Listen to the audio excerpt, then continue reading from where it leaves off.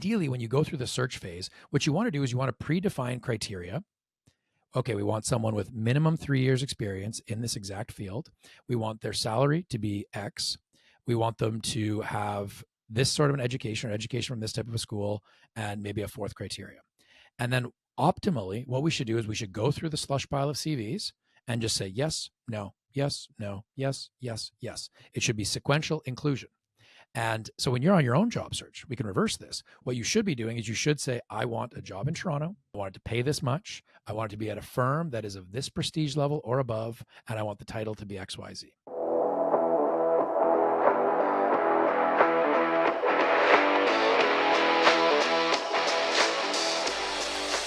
Welcome to The Next Moves. My name's Joe Diubaldo, and for the past 25 years, I've been helping people build careers and build amazing companies. And the truth I've learned is that we all get stuck at different times. And I want to help you get unstuck, plan your next move and the move after that. And I think the best way to do that is to look at the choices that some of our guests had in front of them and the moves that they made. Let's take a listen. So the person that I'm talking to today is a friend. He's a former colleague. His name's Alex Kaju. He's an assistant professor of marketing and consumer psychology at HEC. Is it HEC? HEC Montreal? HEC, HEC Montreal.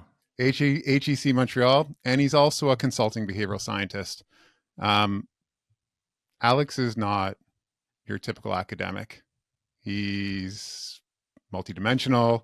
And I actually have known him for how long now? Probably, I want to say 10 years because it rounds out, but it's probably like 8 or 9 years for sure. Yeah, we worked together for 7. It's been it's probably been 10 years. Yeah. Yeah.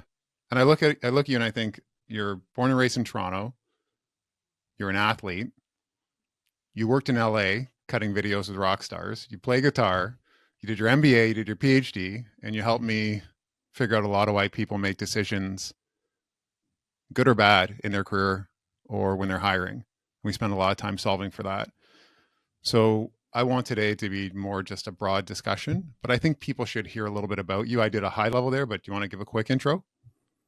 Yeah, sure. I mean, I just want to say, we had a lot of fun solving a lot of these problems in hiring. Yeah, and I think that was, when you and I met, let's say it was 10 years ago, I was actually interviewing, I was looking for help with my CV. And a friend of mine had met you and said, hey, Alex, you got to meet this guy, Joe. And I was looking for work in between my MBA and my PhD. And I was very interested in getting a PhD in behavioral economics, behavioral science. And you and I sat down, even though you were very much in accounting and finance at that point. I think there were, 4 or 5 employees at Clarity. And we sat down and we started jamming. And you said, okay, don't worry. We'll help you find a job. We'll get you set up with doing something. But what's your PhD going to be in? And I said, behavioral economics. And I sat back waiting for you to be so impressed. And you were like, oh, what's that? And I thought, oh, shoot. Okay. I got to go a little bit deeper here. Okay. It's also known as behavioral science. That didn't move you at all. Then I was like, okay, it's the psychology of judgment, decision-making, and behavior. Again, I'd been reading the books at this point. I was very much into the text. And you said, okay, yep, you're going to have to help me a little bit more here. What the heck does that mean? What are you going to be learning? I wasn't that bad. I knew something. No, you weren't that. No, I like the story. The story's more apocryphal this way. It's more memorable. Don't let the truth get in the way of a good story. Just keep going. Absolutely. Well, that's never been a problem of mine. That might be my one strength. But I remember saying, it's this. We look at the psychology of how we choose between different options with different attributes and risk profiles over time. And a light bulb went off in your head, and I remember you saying, "That's what I do." And that was when we kind of said, and within 5 minutes, I think you said, do you want to come consult for me? We can figure this out. Like, we have different candidates with different skill set, different CVs, different psychologies, risk profiles, things that they're going to do. And then we have the whole time horizon. And we also have the client side and the candidate side. And for the next 7 years, we started conquering problems in the behavioral science of hiring, the psychology of hiring, in a way that still to this day, very few companies have ever done. I think you have an interesting background. And I'm not talking about just what you're doing now, but give the breakdown of where you're born, where you went to school, what you did, undergrad, afterwards, some of the jobs you had. Like, let people know, because I think you're an interesting animal. It's great. Yeah. So born and raised in Toronto. Love the city. I have a lot of time for it. Went to high school in North York, then ended up playing football in college and chose to go to U of T They had a great kinesiology program, which I was very interested in at the time. I wanted to play in the CFL. That was kind of the big goal throughout high school. So you take kinesiology so you can learn how to make yourself a better athlete, and then you go do the athleting. Unfortunately, in my second year, I decided to go wakeboarding a couple of weeks before training camp. Tried to do a spin, landed awkwardly, and I'll never forget when I took my foot out of the boot, I saw the bottom of my foot. You're not supposed to see the bottom of your foot. That's a bad thing. And so we get to the hospital, and the doctor comes in with a clipboard, and he says, well, thankfully you didn't break anything. And then he goes, well, actually, not so thankfully, because you tore everything else. And he goes, good bones though. You've been drinking your milk. And I said, oh, you break your bones, it's 4 to 6 weeks maybe. You tear your ankle up. It was a year before I walked again and 2 years before I ran. So that was the end of the football career. So in the aftermath of that, you're figuring out, well, what are you going to do? You're not going to be a CFL football player, which, let me be clear, not that I dodged a bullet. The CFL is great, but it allowed me to find my second career a little bit faster than some of the athletes might. And what I realized was that a lot of the books that I used to love reading, again, you can see some of them are still around me here today. I kind of looked at the back of them, and a lot of them were business school professors. Books on motivation, leadership, communication, sticking to it, getting it done, things like that, that I was using to become a better athlete. And I thought, okay, this might be cool. And, the other way that I kind of tell the story is, where do all dumb jocks go? They go get MBAs. And then they go work in sales or finance. So I was right on that path. I was going to become a salesman or a finance guy, maybe go work in consulting. And then it was during the second year of my MBA that I took a course in behavioral economics. And actually, I'm sure Predictably Irrational is somewhere over here, but I read that book and it lit my hair on fire. And I'd always been a halfway decent student, but I went from sitting at the back of the class, kind of, studying the night before and getting through, to moving right up to the front of the class. My friends were the ones throwing spitballs at me at this point. I realized you could read every book on the syllabus and enjoy it and want more. And so at the end of the semester, and this was 2011, I went up to the professor and said, what do I do next? I'm obsessed with this. This is my future. And she hadn't gone on to start BE Works yet, or maybe it was like 09, 010 when she started BE Works with Kelly and Dushan and a number of other people who we know. And she said, I don't know, Alex, honestly, there isn't that much for you to do, especially not here in Toronto. So maybe you get a PhD. And again, if we go back to dumb jock CFL guy limping around on a bad leg, depressed as heck, not sure what he's going to do with his life because he can't play for the Toronto Argonauts, to going to get a PhD. This was quite a surprise. But, I was able to make enough friends. I was passionate enough about the subject that I could, drag along all my intellectual shortcomings and get through, and did the PhD. And that's actually when I met you, was before the PhD. And then we worked together throughout the duration. I got the PhD. And then after Clarity, I decided to go and become the head of behavioral science at a pharmaceutical firm called Novartis. So I moved out to Dublin for just under 2 years, and I was their head of behavioral science, working within their global people and organizations division. So essentially what we did was we did very much what we did at Clarity, which was we looked at the psychology of people and organizations. So basically HR by any other name. Mm-hmm. So how do we get people to have more meetings with their manager? How do we get people to write and fulfill their annual goals? How do we get people to not take full vacations or to report vacations? How do we get people to be happier, more motivated, and better at their jobs? And essentially I did that for 2 years, and it was great. But I always wanted to come back, and I always knew academia was kind of in the cards. So my final step was to get a job at HEC Montréal, which is a business school affiliated with the University of Montreal. They're standalone. And I've been there for just over 2.5 years. And so I teach marketing introduction, marketing communications, again, all with a focus on the psychology of judgment and decision-making, which is my real passion. So it's your real passion. And I think that I want to take you back to that moment where you said you're in a class and you're used to sitting at the back of the room and you're disinterested, and suddenly you are lit on fire. And what is it about this that you find fascinating? Like, what is it about the discipline, about the study of human behavior, of judgment and decision-making that connected with you? Yeah, we can get into that, but even before I discuss the details of that, what I often tell my students, and I think it's important, is as you're going through life, if something interests you, don't ever ask why. Just pursue it. Pursue it until it's not interesting. And some things will keep being interesting. People got into chess during the Queen's Gambit days, and some people were really into it for a month, and then they stopped. But if something is interesting to you, pursue it with reckless abandon. Because again, I don't have that many laps around the earth, but I have enough that there aren't that many things that you're truly and genuinely interested in. So I'll start by saying I don't really know why, but I'm really happy that I was at a point in my life where I could continue to pursue it. There are certain sports, I love playing tennis, but I don't get as much time on the court as I'd like. And I think a lot of people, they get to a certain age and they just haven't amassed enough things that they're interested in. Or we used to see this all the time at Clarity. People would say, oh, I'm really interested in, I'm more interested in the strategy of the firm than I am in the accounting and finance bits. But, my background, I'm a CFA or CPA. This is my background. This is where I'm stuck. I'm not going to go pursue anything else.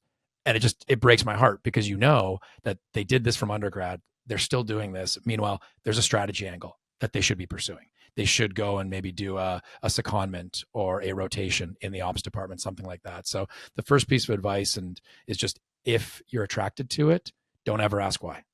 I feel like what you're saying too is that there's an overlay now on reality that you can't unsee. There's a filter, or there is a context or interpretation that you have because of this understanding. Like, it's all around you. I'm not saying that everything that you see, you're analyzing from a human behavior perspective, but maybe you are. I know that our time together, like, I know not everything, but our time together has me in a place where the things that we researched and studied and spoke about, especially within the area of recruitment, have become an overlay. And I put the decisions I see through that filter. And I would guess that for you, having a much more broad exposure outside of hiring, that you're sometimes just watching everything and being like, okay, I understand that, or that was unexpected even for you. And I want, why did that happen? Do you have those moments? I certainly do. But I think more than that, what I find most unexpected is how predictable much of this stuff actually is. And maybe a bit of a primer is probably good for this. So again, when we think of the psychology of judgment and decision-making, the reason that behavioral economics exists, why we added the word behavioral in front of it, and why this is a relatively new field, it's pretty popular. Many of your listeners have probably heard of heuristics and biases, or maybe they've read one of the Daniel Kahneman books, Thinking Fast, Thinking Slow is right. Which direction am I going? It's right here-ish. They probably read this. But let's talk about why we have the behavioral bit. Well, the reason why we have the behavioral bit is because we don't make decisions quite the way that economists think that we do. Or this is kind of the economically rational decision model, where what we do is for any given decision, let's say we're trying to decide whether I should have gone to Starbucks or whether I should have brewed my own cup of coffee. Well, essentially what I'd have to do to make that decision is to decide, how thirsty am I? How much money do I want to spend? What's the taste difference between the two coffees? Have I had Starbucks lately? How much money do I have in my bank account? How caffeinated do I want to be? And eventually this is this huge, intractable calculation, because you have to add a beta weight to it all. It needs to be weighted, additive, optimal calculation. Everyone laughs when I do this example, because obviously we didn't do that. And so what do we do instead? What is behavioral economics, behavioral science, the psychology of judgment decision-making? What does it teach us about how we actually make decisions? Well, the way that we make decisions is we do try. We make an effort at this. Because when I ask people to describe, how did you choose your lunch or your coffee? They kind of say, yeah, I didn't. I thought about how much time I had, and then maybe how much money I wanted to spend. And then they look up at me and they smile. And this is the moment when their brain breaks, or they're bounded in their rationality to be more scientific. They don't know all the details that need to go into the calculation. Even if they had them, they can't make that calculation, as is pretty clear. I mean, maybe some people can, but most can't. And then even after that, we know that if we change the context slightly, people will make different decisions. I always give the example of, there's a 200 milliliter coffee for $2 and a 400 milliliter coffee for $4. Which one do you pick?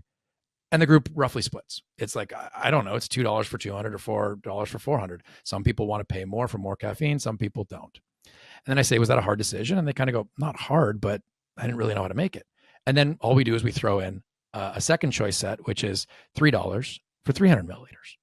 And everybody just shoots their hand up. $3 for 300 milliliters. Easy question. But it's interesting how that context just dramatically changes how we make the decision. So this is the compromise effect. Is that what you're talking about? The compromise effect? Yeah, that's the legendary compromise effect, which just all there for us. It's all there. It's one of the most powerful things out there. But back to the decision-making framework. So we try to make a weighted additive computation. Our brain breaks, we're bounded in our rationality. And then we use simplified cognitive shortcuts to find satisfactory answers. Things like, I'll have what she's having.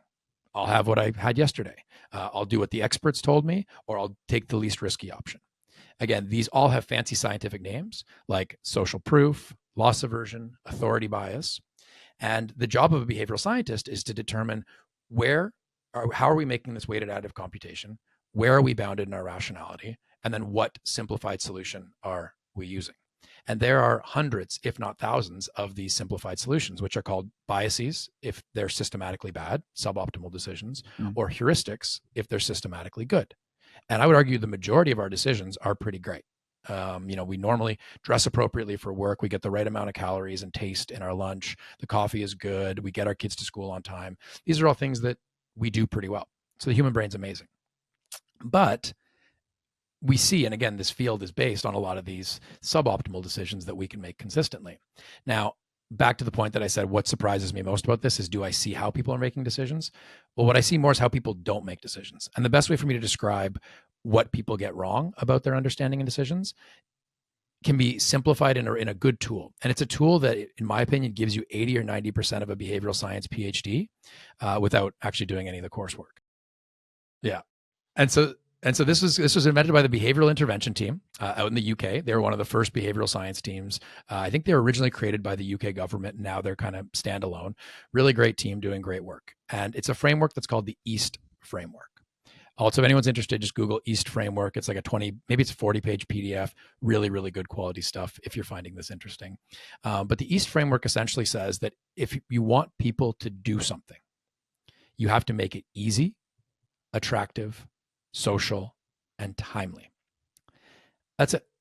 And if you want them not to do something, you make it difficult, unattractive, solitary or not social, and don't give people any idea about what the timing is, when they should do it, how long it should take. And what you'll find is that the majority of decisions or behaviors that you're not doing, that you want to be doing, that your customers are not doing, that you want them to be doing, they will not be EAST. It's such a simple framework, but if you are exacting and demanding enough on looking, is this easy for people to do? Is it attractive? Is it social? Is it timely? You will find a fault in it. I want to repeat this: easy, attractive, social, and timely. Timely is break down timely. So timely is two components, I think. You have to know. So you want to make it as short as possible. Again, that's not always easy to do. You want to make it. You want to have people understand the temporal horizon, so they have to know when they're doing something. So again, when do I actually go jogging? You can't just say I'm going to jog more often. Excuse me. You have to say I'm going to jog 3 days a week at 8 a.m. and then with these people. So every day or not at all, like I'm all in. To my personality, that appeals. Like I'm like excited by that. Okay. And it doesn't work for everybody, but for those people, again, they need to amp up the attractiveness or the social component or the easiness component. I always tell people, this is the reason why Peloton is as great as it is, because it's really easy. It's in your house. It's attractive enough because they have programs, or if you want to just go cruise the south of France, you can do that. It can be social. Every once in a while, you want to get competitive. You have that sidebar with how fast do people do this in, what were their watts. So I think, that or Strava are really good options for a lot of people. Talk to me about a related idea that you framed up, which is the future you or the future Joe. I believe that I'm going to punt this a little bit. Like by this date, I will be this. Why do I do that? Why do I defer things into the future? Or why do I believe that's capable in the future versus right now? I mean, it's a good question. It's the question that underpins all psychological and human change problems. And I think, we fall victim to a lot of different, we can call them biases, but cognitive shortcuts that allow us to do this. So one, we have optimism bias. Future me is going to wake up fresh, ready to go. He won't have slept badly the night before a podcast. He won't be under caffeinated. He's going to be so great. He's going to want to run a marathon and do all that homework and studying that he was supposed to do. So we believe that in the future, we're very optimistic about who we're going to be and where we're going to go. We also suffer from the planning fallacy. The planning fallacy means that when we plan how long something's going to take, long story short, we don't take into account all the unique factors that are going to crop up. We don't assume that we're going to get a bad night's sleep. We don't assume that, one of our family members is going to be sick and we got to take care of them for an afternoon. We don't assume traffic, all these different things. So basically add 50% to any plan that you're going to do. And then that gets people more frustrated. It makes the plan much less attractive.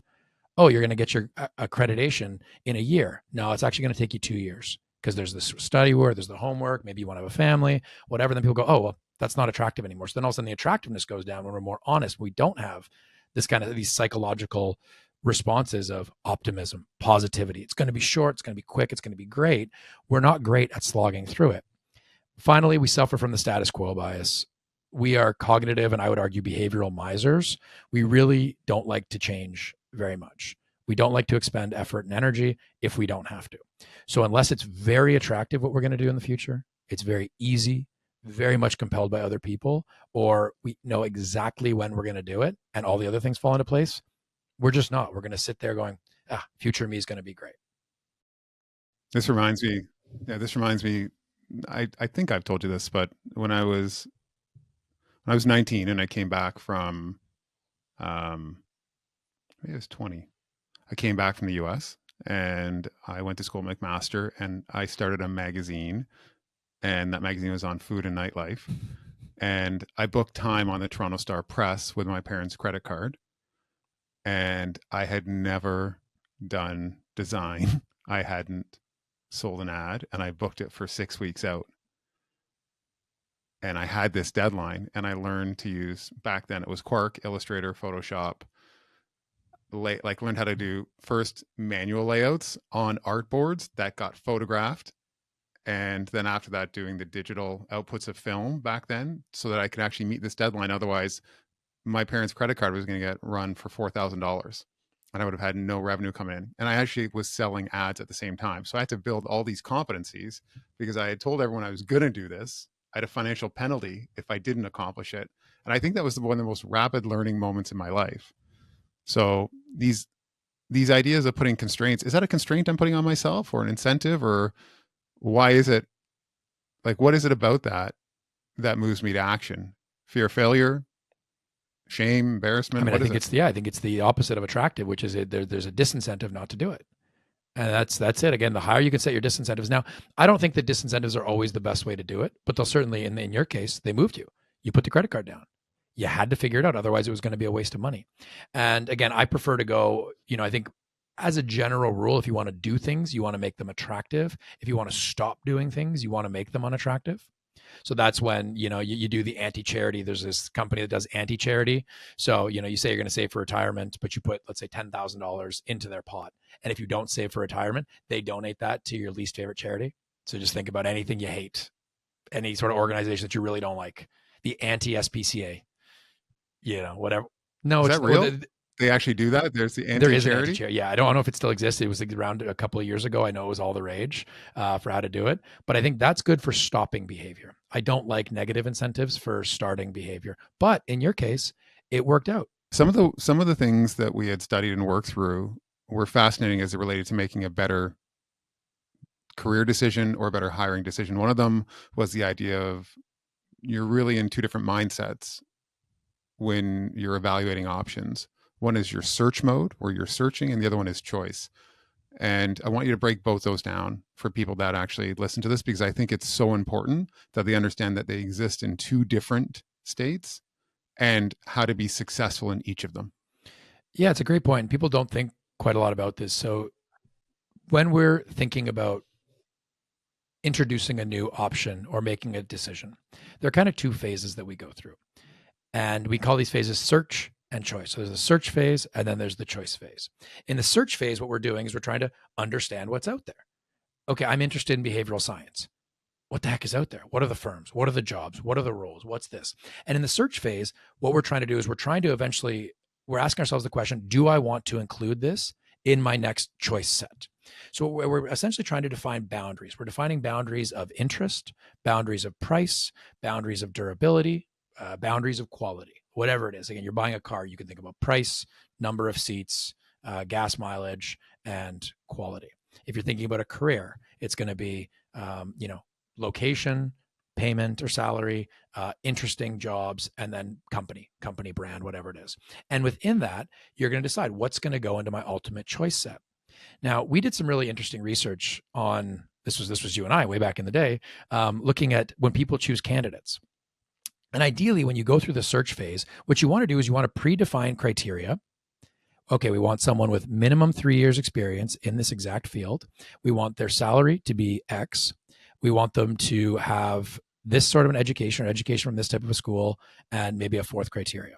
And then optimally, what we should do is we should go through the slush pile of CVs and just say yes, no, yes, no, yes, yes, yes. It should be sequential inclusion. And so when you're on your own job search, we can reverse this. What you should be doing is you should say, I want a job in Toronto or whatever your market is, excuse me. I want a job in Toronto. I want it to pay this much. I want it to be at a firm that is of this prestige level or above. And I want the title to be XYZ. And as you go through LinkedIn, it should be inclusion or exclusion decision. Very, very simple. Boom, boom, boom. I like this one. This one matches. This one doesn't. So inclusion is matches. Exclusion, it does not. So you would never apply or try to find the role in one that's excluded. Now, what did our research show? Well, research shows that even our own recruiters didn't want to do this. What they wanted to do was they wanted to make a list, that kind of LinkedIn list of all the jobs that could possibly be interesting for them. And they wanted to look at them all simultaneously. Again, with a candidate, they wanted to put all the CVs side by each. And what happens is you don't actually have good decision criteria. What happens is that you end up being biased by the different contextual changes. Again, this is the $3 coffee that sits in between the 2 and the 4. If the $3 coffee doesn't exist, it's harder to choose. All of a sudden, if you add in a $7 coffee, it changes the entire choice set. So what's important in the search phase is to set your boundaries for what you want. And then it's an inclusion, exclusion decision, because otherwise you're jumping to the choice phase. And if you take all 10 jobs you're considering, all 50 candidates you're considering, and put them on the table, you haven't even gotten to that choice section yet. You're still in the search phase, but you're already going through that. And you're going to likely be introducing biases based on the choice set. Let's say you're looking for a new job. Well, it's interesting. All the jobs that I'm looking at, they all have these really high titles, but they don't pay very well. Okay, but how does that sit based on your criteria? Now, your criteria might need some changing. Absolutely. But what you don't want to do is you don't want to get yourself into a position, which I think we used to see all the time, where because of where the market is, you find yourself with a great title underpaid, or paid really well with a title that doesn't set you up for success because you took all the options and you defined your criteria based on what you saw versus predefining them and then including, excluding. And maybe instead of 8 jobs, you have 2. So that's the search phase. And we got to be really tactical about that. Set your criteria and then inclusion, exclusion over a certain period of time. Again, I want to make a switch by September of 2025. So now you have it. So to be super clear on this, it's like, and people don't do this often, which is they lock in the criteria for how they're going to make the decision. They frame the decision with a list of things that are important to them, that are the must-haves, that you just can't negotiate your way out of. And then to build that choice set, you're doing a yes or no. You're looking at a job and you're like, that matches it, it's in. And if it doesn't, you don't compromise, you kick it out. And that lets you compile something that's like, hey, there's a whole group of things here that I can choose from. There's a choice set that match my criteria. Now, how do you choose? And I'll start by saying that's not what people do. We know people will start going, oh yeah, but. I know they don't do it, but they should. And that's the important thing is to realize as soon as you see yourself going, oh yeah, no, New York's not that far. I can commute back and forth.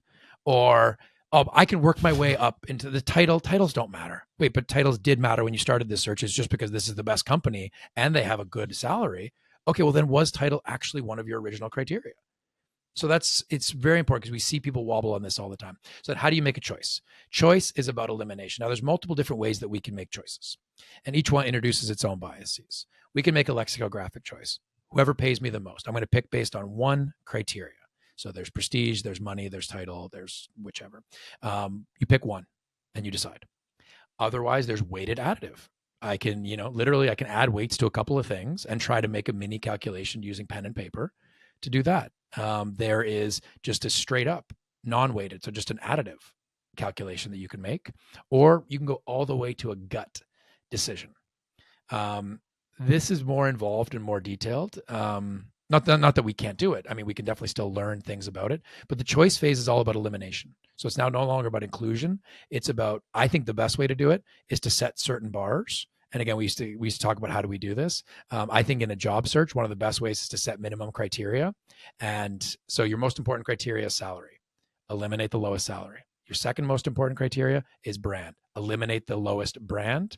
Your third lowest criteria is the company's prestige. Eliminate the one with the lower company prestige. You will have a winner left over. That's incredible. That's actually how we get to make an effective decision after we've moved into the choice phase.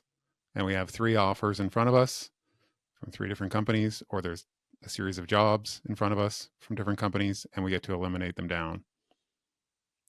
I would guess that we quite often, in the middle of the choice phase, start talking ourselves around the criteria and negotiating with ourselves based on how long we've been in that process and how many options there are. It probably becomes quite confusing and difficult to keep yourself rational.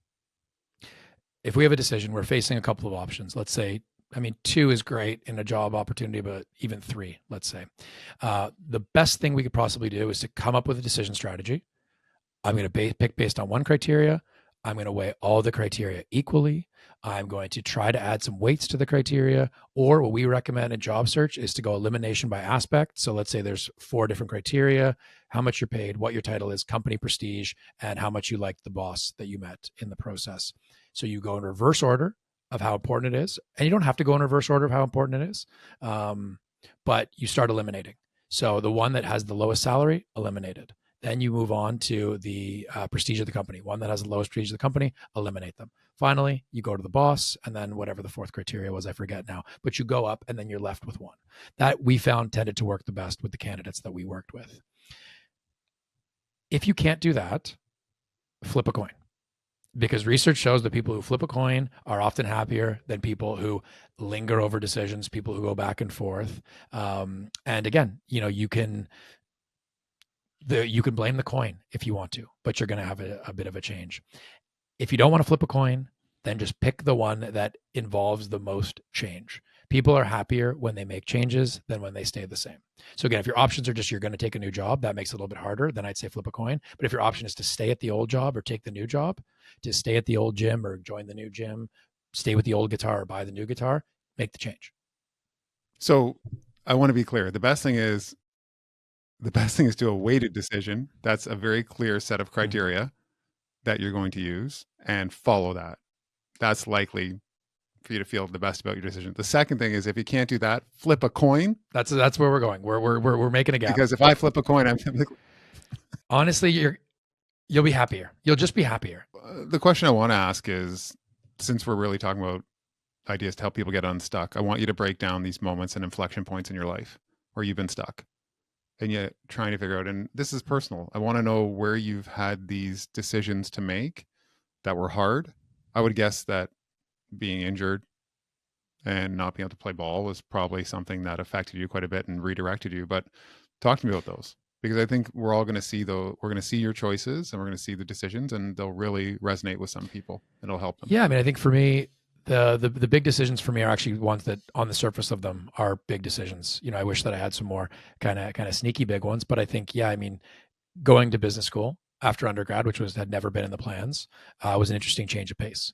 And I think for me, there was a level of attractiveness around that. I think I'd always been maybe somewhat interested. Like I say I was never interested, but like, I think after I was done playing ball, I would have been interested in something like that. Maybe not so much in business. I was more interested in journalism back in the day.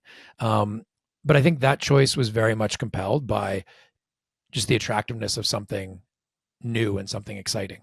And honestly, don't discount something like Rotman's Reputation, how cool the building was. When I went to visit it, it looked really neat. These things matter.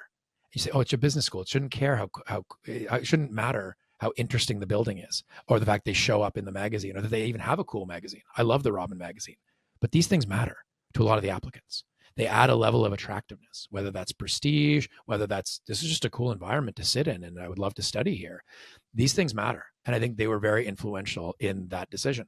I think if I'd been working at an ad agency with a really cool interior, really prestigious, Grip or JWT or BBDO, my life would have been very, very different. And, I'm very happy with the way that things have gone, but much of this is chance. Much of this is luck. And I think that's going to underpin a lot of this. Next big decision was after the PhD to go and, to stick around working at Clarity for a bit versus to get right into academia, and then eventually to go to Dublin to work for Novartis. And again, do as I say, not as I do. I didn't think I was going to get the job at Novartis. 3 months after I'd applied, no news. You're not going to be the head of behavioral science working over in Dublin. Good luck. And then one morning I woke up 3 or 4 months later, and there it was in my inbox. And that's, just kind of how things work sometimes. So you can make your decision criteria. You can decide you're going to flip the coin. You can say you're just going to take it if it comes. And I think that's essentially what happened was we ended up just taking it to make the change, to go after something. There was a single criteria, which was this is a fantastic job for in a really interesting industry. But I don't know if there's any real lesson that one can take from that other than that, sometimes fate allows you to use decision strategies, but other times, you can only connect the dots in reverse. And I think that's very much what I'm doing right now. Connecting dots backwards, what were some of the best decisions that you made now that you're where you are? What were some of the best decisions? Because that's important for people to know as well. That's a great question. The best decisions, hands down, are to send that email to get that coffee. Send the email to get the coffee. Or get the coffee. I mean, that might be the better way just to say it. But I think it goes as far as, even right now, there are some professors who I want to meet. They wrote some of these books back here, and I want to say good book. If I'm ever at a conference, I'd love to get a coffee with you. Seems simple, right? But for some reason, I'm kicking the can down the road. And you and I wouldn't be here right now and I'm sure I sat on that email before I sent it to you. He's a recruiter in accounting and finance. I don't want to work in accounting and finance. I'll just wait until I get my PhD. There were a million reasons for me not to email you. Get that meeting. Before I got my PhD, I had a coffee with my advisor. Hey, I'm interested in this field. Let me get to know you. He got me into the program. He got me through the program. I was not their best student, and I probably shouldn't even have been accepted, but by his grace, he let me in. Well, you never know. My university professorship right now, I sent the email, sent the application. So for me, there's kind of two things. It's one, meet the person. If there's anybody out there who you want to meet, it doesn't hurt you to send the email or to try to meet them. The people I've met have fundamentally changed my life like nothing else. So go out and meet people, especially in today's job market. Send the email, get the coffee. The second thing is make the change. Again, you don't want to be a flip-flopper, but I would argue that the average person doesn't do enough changing. If you're somebody who's had 3 jobs in 3 years, maybe you got to stick around for a while. But I would argue that when a new gig comes up at, 2, 3, 4 year mark, make the change. I was lucky enough to move to Ireland. I was lucky enough to move to Montreal, all things that were difficult at the time, all things that took a lot of thinking. In retrospect, they were some of the greatest things that I've done in my life. And they came with their fair share of difficulties. But the second piece of advice is make the change. So I love that. Like I remember one individual saying what you're trying to do by doing each of these small things is you're increasing the surface area in which you can operate. An opportunity can come to you. So increase the surface area. So history is made in the practical, right? It's in the application of our efforts against something, specifically taking that next step. Do you have a piece of advice? And I think you've answered it for us, but for those people that are considering a role in academia, is it for them? And I think you've asked yourself this question when you first started, but I know that you're really happy right now. Mm-hmm.